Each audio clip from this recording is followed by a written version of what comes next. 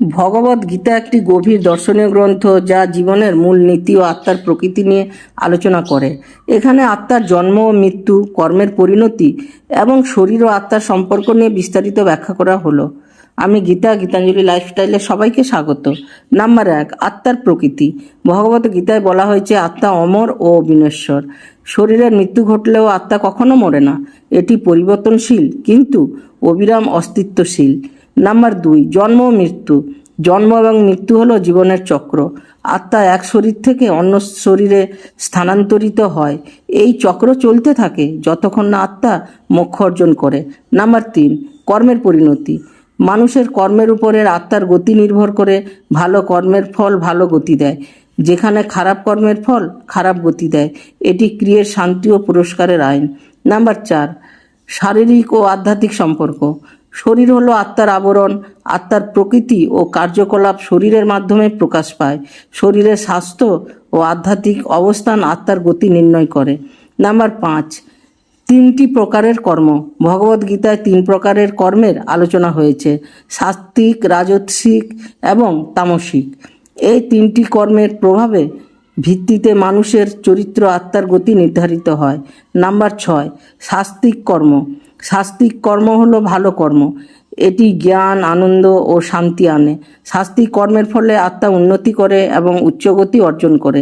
Number 7, রাজসিক কর্ম। রাজসিক কর্ম হলো আকাঙ্ক্ষিত ও অস্থায়ী ফলদানকারী কর্ম। এটি সংগ্রাম ও সাফল্যের জন্য জাগ্রত করে কিন্তু আত্মাকে শান্তি দেয় না। নাম্বার 8, তামসিক কর্ম। তামসিক কর্ম হলো অনৈতিক ও অবৈধ কর্ম। এটি আত্মাকে অবনতি করে এবং চক্রে আটকে রাখে। তামসিক কর্মের ফলে আত্মা নিচুতে অবস্থানে চলে যায়। নাম্বার 9, কর্মফল। কর্মফলের ধারণা অত্যন্ত গুরুত্বপূর্ণ। এটি নির্দেশ করে যে প্রত্যেক কর্মের ফল ভোগ করতে হয়। এই ফলে আত্মার গতি নির্ধারিত হয়। নাম্বার 10, জ্ঞান ও আত্মা। ভগবদ্গীতায় জ্ঞানের গুরুত্ব বর্ণিত হয়েছে। আত্মার প্রকৃতি উপলব্ধির মাধ্যমে মানুষ সত্যকে জানে এবং মুক্তির পথ খুঁজে পায়। নাম্বার 11, সংযোগের গুরুত্ব। শরীর ও আত্মার মধ্যে সংযোগ অত্যন্ত গুরুত্বপূর্ণ। এই সংযোগ মেনে চললে মানব জীবনের ভারসাম্য বজায় থাকে এবং আত্মার উন্নতি হয়। নাম্বার 12, মোক্ষ। মোক্ষ হলো আত্মার মুক্তি। এটি সেই অবস্থান যেখানে আত্মার জন্ম ও মৃত্যুর চক্র থেকে মুক্তি পায়। এই অবস্থায় আত্মা পরম সত্তার সঙ্গে একাত্ম হয়। নাম্বার 13, ভক্তি। ভগবদ্গীতায় ভক্তির গুরুত্ব উল্লেখ করা হয়েছে। সঠিক ভক্তি আত্মাকে উন্নতি ও মুক্তির দিকে নিয়ে যায়। নাম্বার 14, যোগ সাধনা।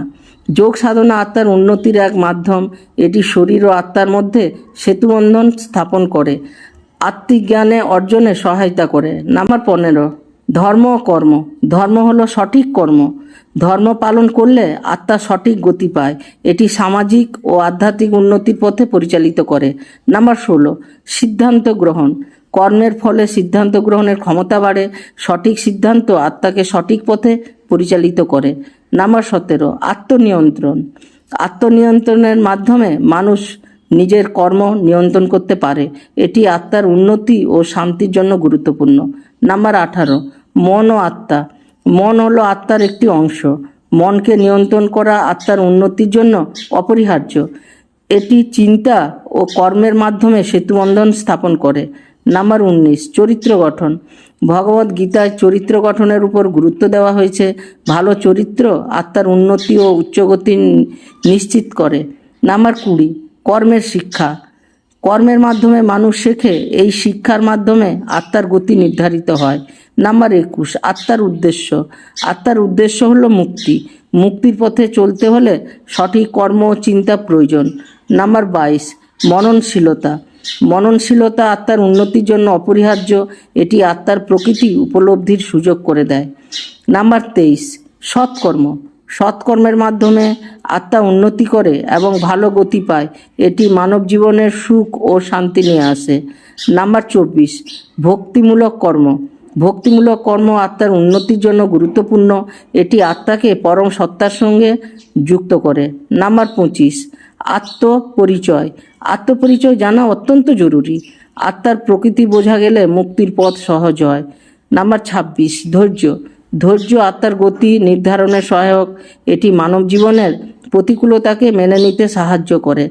নাম্বার 27, দানের গুরুত্ব।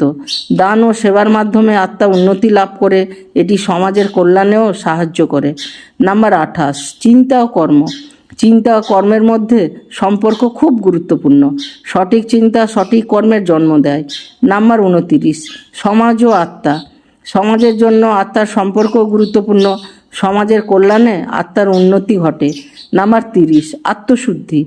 আত্মশুদ্ধির মাধ্যমে আত্মা উন্নতি লাভ করে, এটি মুক্তির পথকে সুগম করে। নাম্বার 31, সঙ্গের প্রভাব। সৎসঙ্গ আত্মার উন্নতি করে, সঠিক সঙ্গের মাধ্যমে আত্মা নতুন দিশা পায়। নাম্বার 32, বাস্তবতার উপলব্ধি। বাস্তবতার উপলব্ধি আত্মার উন্নতির একটি চাবিকাঠি, এটি মুক্তির পথে পরিচালিত করে। নাম্বার 33, শাস্ত্রের শিক্ষা। শাস্ত্রের শিক্ষা আত্মার গতি নির্ধারণ করে, এটি মানুষকে সঠিক পথে চলতে সাহায্য করে। নাম্বার 34, আত্মবিশ্বাস। আত্মবিশ্বাস আত্মার উন্নতির জন্য অপরিহার্য, এটি জীবনযাত্রার সাহসী ও পথদর্শক দৃষ্টিভঙ্গি নিয়ে আসে। নাম্বার 35, মানবিক গুণ। মানবিক গুণের উন্নতি আত্মার উন্নতিতে সহায়ক, এটি সমাজে সঠিক পরিবেশ তৈরি করে। নাম্বার 36, পরস্পরের প্রতি দায়িত্ব। পরস্পরের প্রতি দায়িত্ব পালন আত্মার উন্নতির জন্য গুরুত্বপূর্ণ, এটি সমাজে স্থিতিশীলতা আনে। নাম্বার 37, প্রেম ও করুণা। প্রেম ও করুণা আত্মার উন্নতির একটি মাধ্যম, এটি সামাজিক সম্পর্ককে মজবুত করে। নাম্বার 38, শান্তি। শান্তি আত্মার গতি নিশ্চিত করে, শান্তিপূর্ণ জীবন আত্মাকে মুক্তিপথে নিয়ে যায়। নাম্বার 39, আত্মজ্ঞান। আত্মজ্ঞান অর্জন মুক্তির পথে পরিচালিত করে, এটি সত্যের উপলব্ধি ঘটায়। নাম্বার 40, সমাপনীয় বক্তব্য। ভগবদ গীতায় মানব জীবনের মূল নীতিগুলি প্রতিফলিত করে, আত্মার জন্ম মৃত্যু কর্ম এবং এর পরিণতি সম্পর্কে জ্ঞান অর্জন করার প্রত্যেক মানুষের জন্য অত্যন্ত জরুরি।